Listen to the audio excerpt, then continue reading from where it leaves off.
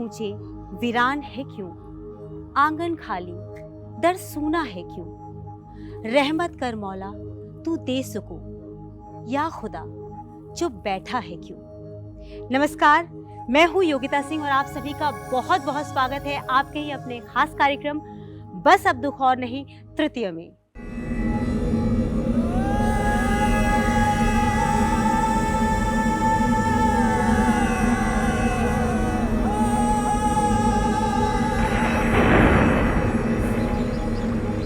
बस अब दुख और नहीं,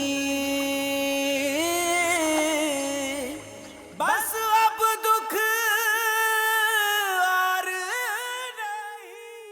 साया बनकर मैं चलता रहा साथ तेरे, मैं धूप में था मैं छाँव में, मैं शहर में था मैं गांव में, गली के नुक्कड़ से कस्बे से एक छोर तक था, गर्म अंधेरे से साथ मेरा भोर तक था। अचानक रुक गया तू, मैं साथ समझ तुझको आगे निकल गया, तूने की गिला वक्त ही मुझे ठग गया। जब शांत समंदर मुस्कुराता है तो सैलाब आ जाता है, जलजला उठता है, खाक हो जाती हैं मंजिलें, तूफान आता है तो रुक जाते हैं काफिले। यही है समय का चक्रव्यूह। जब समय बदलता है तो इंसान की जिंदगी में उसका बहुत गहरा असर पड़ता है। इंसान को संभलने का मौका ही नहीं मिलता। लेकिन कुछ लोग होते हैं जो जिंदगी में कभी हार नहीं मानते, जिंदगी का संघर्ष जारी रखते हैं और एक दिन अपनी मंजिल जरूर हासिल कर लेते हैं। आज एक ऐसे ही शख्स से मैं आपको मिलवाऊंगी जिन्होंने अपनी जिंदगी में हर राह हर मोड़ पर बहुत तकलीफ देखे, बहुत दुख देखे, लेकिन ये आज भी अपने जीवन में संघर्ष कर रहे हैं और हमें उम्मीद है कि एक न एक दिन इन्हें अपनी जिंदगी, अपनी मंजिल जरूर मिलेगी। तो चलिए मिलते हैं सुनील कुमार अग्रवाल जी से और जानते हैं कि उनकी जिंदगी में क्या परेशानियां रही और हम उसे कितना दूर कर सकते हैं। आज वो अपने मित्र के साथ हमारे यहाँ आए हैं।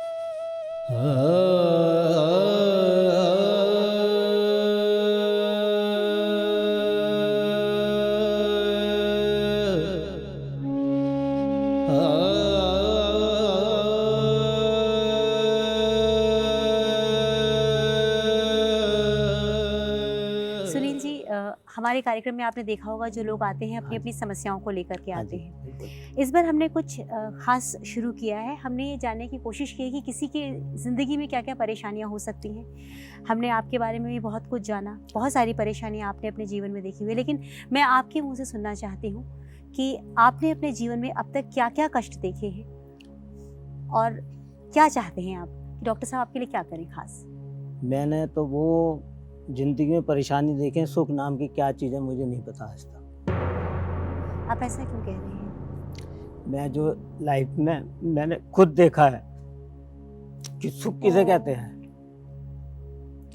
मैं जब से पैदा हुआ हूँ, जिस दिन से मेरा रिश्ता पक्का हुआ था उस दिन से मेरी नौकरी चली गई। उसके बाद जो है जब से शादी हुई है आज तक मुझे सुख नाम की कोई चीज़ नहीं मिली। मेरी औरत ने मुझे घर से निकाल रखा है। औरत ने घर से निकाल दिया मेरे को आपको? औरत ने घर से मेरे को निकाल रखा है। मैं घर से अलग रहता हूँ। मैं अपनी माताजी के साथ रहता था पिछले 6 साल से। अभी माताजी का स्वर्गवास हो गया पिछले साल मेरी माताजी का। अब मैं अकेला रहता हूँ वहाँ पे और मेरी तबीयत ठीक नहीं रहती क्योंकि बच्चों की और मिसेज की चिंता रहती है मेरे को कि बच्चे भी पिस रहे हैं दलदल के अंदर। तो उनका तो कोई कसूर नहीं है औरत का, और हमारा तलाक भी नहीं हुआ है क्योंकि बच्चों को देख तो हम तलाक नहीं लेना चाहते और उसकी तरफ से भी ऐसी कोई पहल नहीं है। पर क्या ये समय का कुछ चक्र चल रहा है जो हमें ये ढोना पड़ रहा है। सुनील जी, आप मुझे बहुत अजीब सी बात बता रहे हैं। मैंने आज तक ये सुना था कि पुरुष घर से स्त्रियों को निकाल देते हैं। ये तो बहुत पहली बार मेरे ख्याल से ऐसा मैंने सुना है कि स्त्री भी ऐसा कर सकती है। हाँ बिल्कुल, आजकल ये जो चक्र चल रहा है, काल चक्र चल रहा है, इसमें औरतें सब कुछ काम कर सकती हैं। आदमी को जहर दे के मार भी सकती हैं। वजह क्या थी, समस्या क्या थी, ऐसा उन्होंने इतना बड़ा काम कैसे कर दिया? जब से हमारे पिताजी का स्वर्गवास हुआ था 99 के अंदर, उस दिन के बाद से उनका दिमाग चेंज होना शुरू हो गया। उनको पंपिंग करते हैं उनके घर वाले। घर तो वो आपका रहा होगा ना? घर तो हमारा था, हमने इसलिए छोड़ दिया कि जिससे वो लोग तो कम से कम आराम से रहेंगे, हम अपने जैसे मर्जी काट लेंगे। आपकी 2 बेटियां हैं? हाँ 2 बेटियां हैं। बेटियां माँ के साथ ही रहती हैं? अगर मेरे साथ मेरी तरफ बोलती हैं, उन्हें सब कुछ पता है क्या हो रहा है, क्या माता जी गलत कह रही हैं, सही कह रही हैं, पर अगर वो मेरी साइड बोलेगी तो उनको वो प्रताड़ित करेगी, उनको मारेगी, रोटी बना के नहीं देगी। तो वो अपना घर कैसे चलाती हैं? घर तो ऐसे चलाते हैं कि हम ही पैसे दे के आते हैं, नहीं तो वो पुलिस लेके आ जाते हैं। लेकिन आपने कहा कि आपके साथ जो प्रॉब्लम्स हो रही हैं उसके पीछे उनके माँ बाप का हाथ है। बिल्कुल है उनके माँ बाप का हाथ। वो तो कहते हैं इसको मार दे तो तू दूसरी शादी कर ले।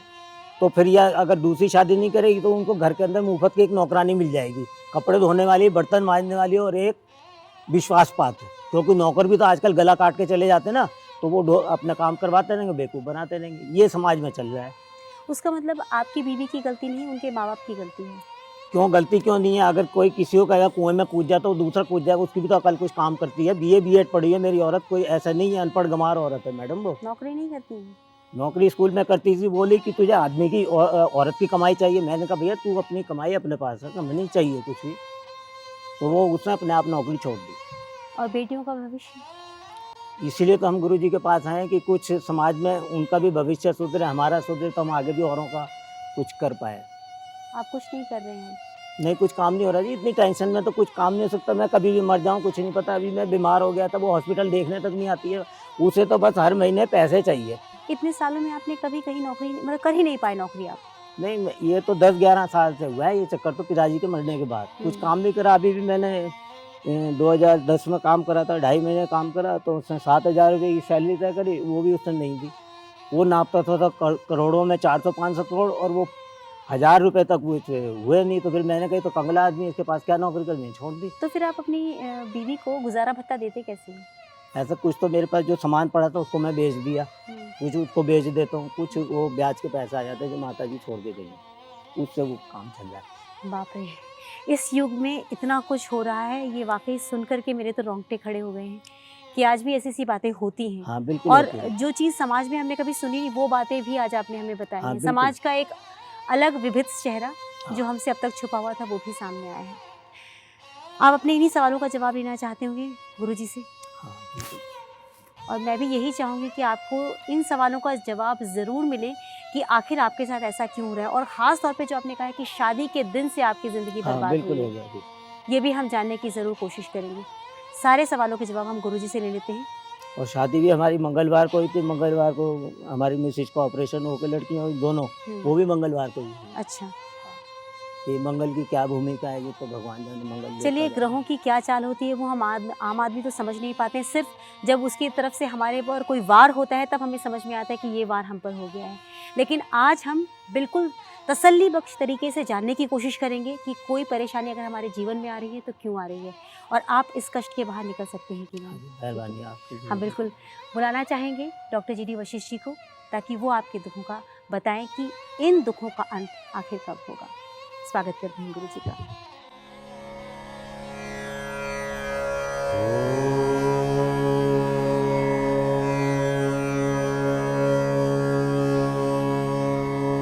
चैन के गांव चल तो सही, सुख है बंदे वहीं कहीं। कब तक दुख के दाग गिनेगा, बस अब दुख और नहीं, बस अब दुख और नहीं।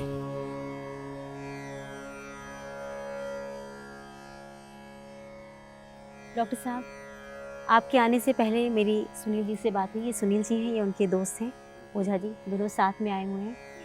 सुनील जी अपनी बहुत सारी परेशानियों को, बहुत सारे कष्टों को लेकर आए हैं। शायद आज आप जब उनकी कुंडली देखेंगे तो आप उन रहस्यों पर से पर्दा हटाएंगे कि आखिर इनके जीवन में जो कष्ट हैं वो क्यों आए हैं। जी, आप इनकी डेट ऑफ बर्थ नोट कर लीजिए। आप गुरु जी को अपनी डेट ऑफ बर्थ बता दीजिए। मेरी डेट ऑफ बर्थ है गुरु जी बताइए। 16 सितंबर 1957। समय है शाम के 5:25, दिल्ली।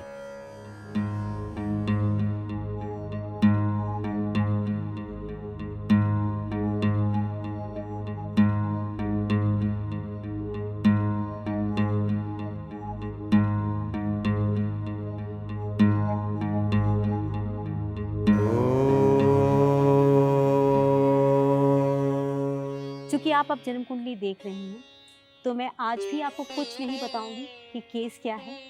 आपके सामने इनकी कुंडली खुली है, आप अपनी एक्सरे वाली नज़रों से देखिए और मुझे बताइए कि इनके जीवन में परेशानियाँ आखिर क्यों हैं और किस-किस तरह की परेशानियाँ ये झेल रहे हैं?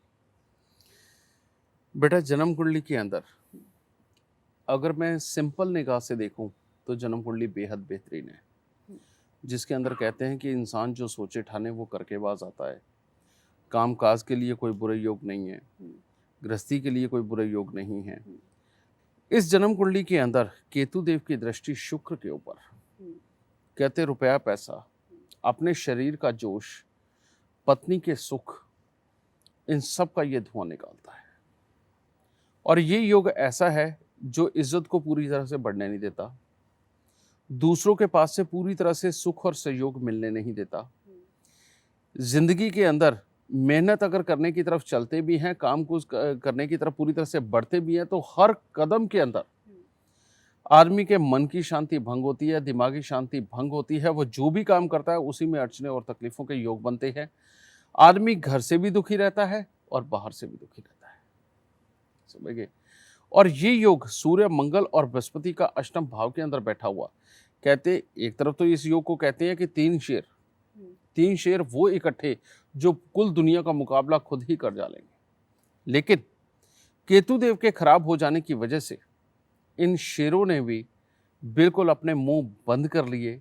अब ये सिर्फ दिखने वाले शेर रह गए, काटने वाले शेर नहीं रह गए। इस वजह से पुत्र के सुखों के लिए कमी के योग, यही योग बढ़ती उम्र के साथ में कहीं ना कहीं कमर, पांव या पेशाब वाली जगह पर तकलीफों के योग या पेट के अंदर तकलीफों के योग वो पैदा करता है। उधर से शुक्र और राहु का मेल अपने अंदर वो जोश ही नहीं पैदा होने देता जो एक इंसान को अपनी गृहस्थी को चलाने के लिए एक दबंग बनाना पड़ता है। वो जोश जो कामकाज को देख करके एक टारगेट तक पहुंचने के लिए जो एक ललक होती है, एक पूरा एग्रेशन इंसान के अंदर जो पैदा होता है, वो उसको टोटली ये खत्म कर रहा है। यही योग इनके शरीर के अंदर की वो ताकत जिसके अंदर की गृहस्थी के सुख होते हैं उसको खत्म करता है। कहीं इसमें शराब का प्रयोग या किसी और प्रकार के नशे का प्रयोग इसके अंदर आ जाए तो इंसान को मिट्टी में मिला के रख देता है। और भाग्य स्थान में बैठा हुआ ये शुक्र राहु का मेल इतने बुरे हालात पैदा करता है कि इंसान के भाग्य को धुएं की तरह उड़ाता है और इंसान को कहीं पर भी कदम नहीं लगाने देता। ऊपर से इनका दिल का अच्छापन। वृषभ राशि, चौथे घर की आदमी ऐसा अपने घर के अंदर सुख शांति बनाने के लिए, अपने घर के बाहर भी जिन लोगों से मिलता बरतता है उनके साथ में सुख शांति बनाने के लिए एक मीठेपन पे ही रहता है, कोशिश करता है कि कहीं पर भी लड़ाई झगड़ा ना हो। लेकिन ये उसके जो अच्छाई है वो उसकी कमजोरी बन जाती है, समझिए। शनिदेव के कारण यहाँ जितनी ज्यादा पूजा पाठ करते चले जाएंगे, जितने दान पुण्य करेंगे, उतनी ही इनकी हालत और बुरी होगी। जितनी ज़्यादा पूजा पाठ करेंगे ये ज़िंदगी के अंदर एक बार उठे भी तो वापस गिरेंगे ज़मीन पर, और उसके बाद इनका हाल बहुत बुरा लिखा हुआ है। ज़िंदगी के अंदर कुर्सी पे बैठ कर के करने वाले अगर कार्य किए, दिमागी कार्य किए, दलाली के कार्य किए, उसके अंदर तो फिर भी कोई इनको लाभ मिलेगा। लेकिन अगर घूमने फिरने के कार्य रहे तो ज़िंदगी के अंदर कभी ढंग से ये सुख नहीं आने देता, समझिए। और इसी योग के चलते हुए मंदिर जाना बेशक इनके लिए शुभ है, लेकिन पूजा पाठ इनके लिए उतना ही ज्यादा शुभ है, समझे। ऐसे में इंसान अगर चुस्ती, चालाकी, तेजी और सख्ती के साथ काम ले तो जिंदगी के अंदर हर पड़ाव को बहुत अच्छे ढंग से पार कर जाता है और हर तरह से उत्तम हालात को पाता है। लेकिन अगर कहीं इंसान नरम दिल बन जाए, सिर्फ समझाने वाला बन जाए, तो ऐसे में सारे दुनिया के दिए हुए दुख अपनी झोली में आते हैं, समझिए।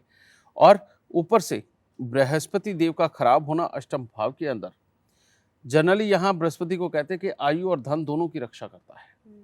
अब ये आयु की तो रक्षा कर रहा है लेकिन धन की पूरी रक्षा नहीं करेगा। कारण ये कि धन आता है शुक्र से और वो आपका खराब हो गया। शुक्र अपने शरीर के अंदर का कैल्शियम, अपना वीर्य भी होता है, समझिए। इसकी कमी इनको अपने आप उस पड़ाव पे ला करके खड़ा कर देगी जहां पर कि सही मायने में जो इनको जिंदगी के अंदर कर लेना चाहिए वो बिल्कुल नहीं करने देगी, समझिए। अब बुराई किसी भी स्तर तक की रहे, इनके पास घर का सुख रहेगा लेकिन मन की शांति नहीं रहेगी, समझिए।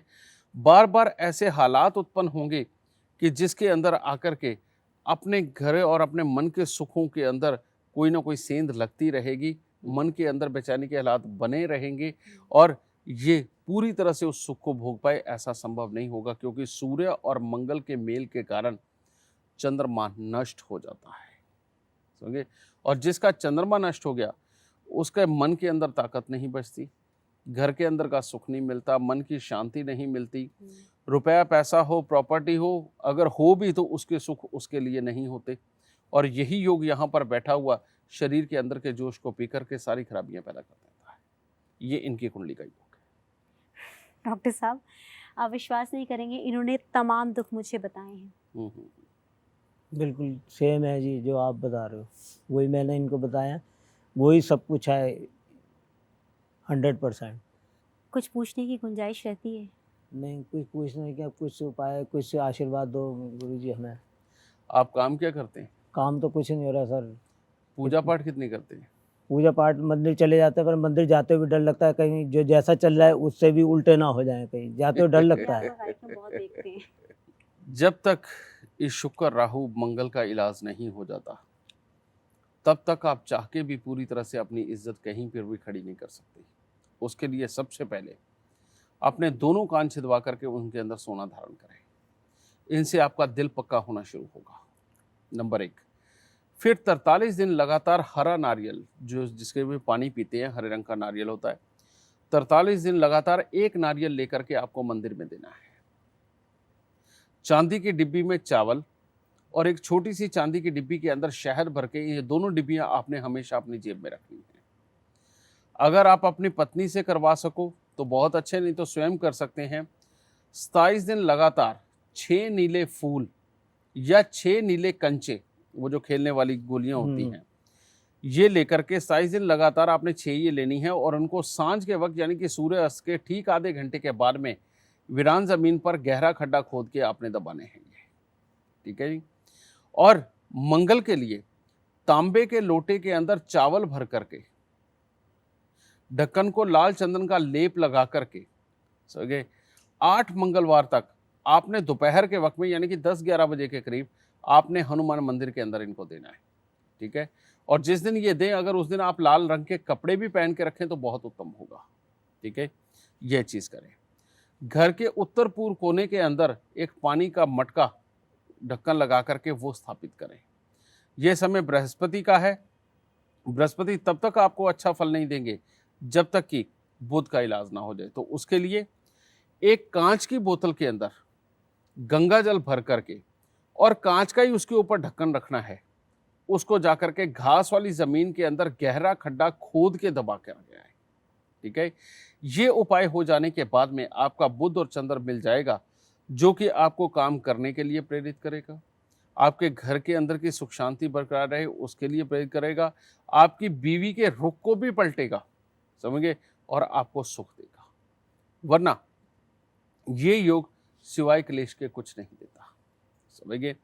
शनि देव के दान तुमने जिंदगी में कभी नहीं करने हैं। उड़द साबुत, काले चने, सरसों का तेल, काला कपड़ा, लोहा, ये कभी जिंदगी के अंदर दान नहीं देना। अगर मंदिर जाओ तो बेशक 2 मिनट के लिए मंदिर जाना है, सिर्फ मंदिर में गए, जाकर के मूर्ति के पांव हाथ लगाए, अपने सर पे लगाया और सीधे बाहर। और हर काम को चुस्ती, चालाकी, तेजी और सख्ती के साथ करने की पूरी कोशिश करो।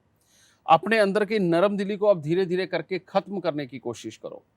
हर महीने एक काला सफेद कंबल 7500 रुपये का आता है, मल्टी कलर कंबल ले सकते हो जिसमें लाल रंग ना हो, वो लेकर के आपने अपने माथे पे लगा करके मंदिर के अंदर देना है, ठीक है।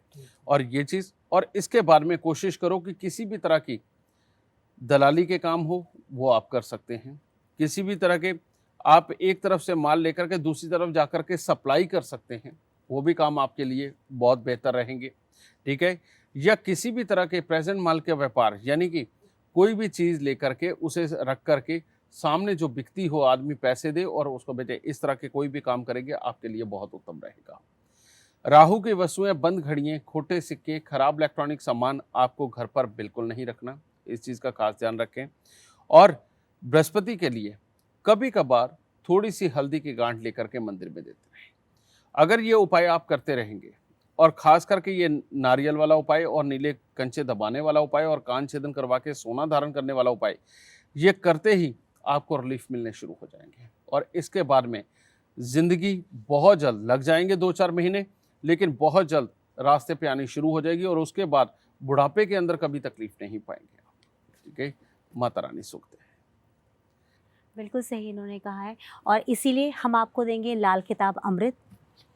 लाल किताब अमृत को आप पढ़िएगा। जिस तरह से आज डॉक्टर साहब ने आपको एक एक बातें बताई, उसमें वैसे ही सारी बातें लिखी हुई होंगी, वो आप ही के नाम की है।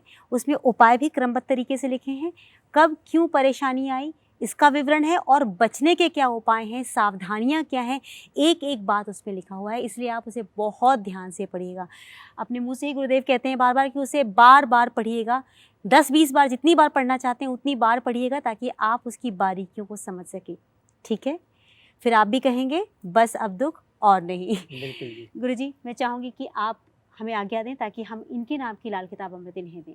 हाँ बेटा, माता रानी भी चाहती है कि जल्दी से जल्दी इनके दुख दूर हो। बिल्कुल, ठीक है, तो हम आपके लिए मंगवा लेते हैं आपके नाम की लाल किताब अमृत। इल्म बदल दे किस्मत लेखा, मुश्किल वक्त तमाम हुआ, जालिम वक्त को रहमत देखा, जालिम वक्त को रहमत देखा, लाल किताब अमृत नाम हुआ, लाल किताब अमृत नाम हुआ, लाल किताब अमृत नाम हुआ।